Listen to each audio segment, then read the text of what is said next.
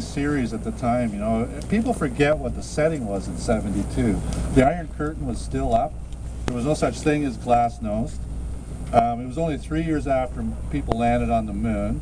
And here, Canada, not the Americans, was up against the Russians in the most exciting thing that I think we had ever seen.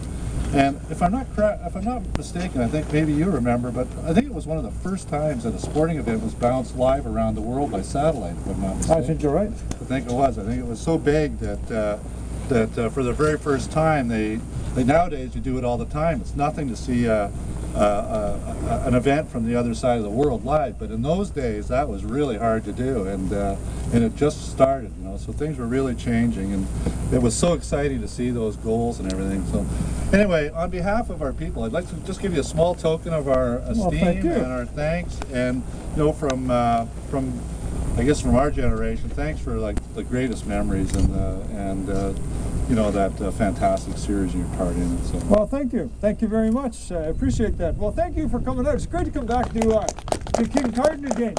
You know, we lived in Kincardine for a few years when I was a kid, and I got a great memory. Somebody just Clark Pollock. Didn't even know Clark Pollock lives in town here. Okay.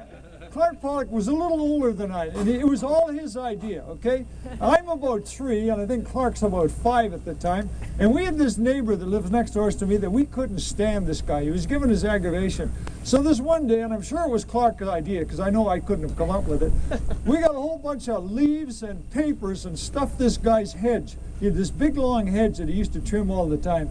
And we stuffed this thing with paper, and we lit it on fire, and that sucker burnt to the ground. Well, I'll tell you what, my dad gave me the biggest spanking I'd ever had in my life. And anyway, that's one of the great memories here. But probably most of you know I was actually born on a sleigh. We came up off the lake, I guess, and it was just after we got off the lake I was born. And so it's wonderful to come back to here and obviously celebrate this tour. I am just so pleased with this. Well, I think most of you, if you've been in there already, man, what an incredible thing they've done here, and so really appreciate the Smart Spenders and those things they're doing. So, see some relatives over here and some old classmates. Did you get a scarf today? No. Oh!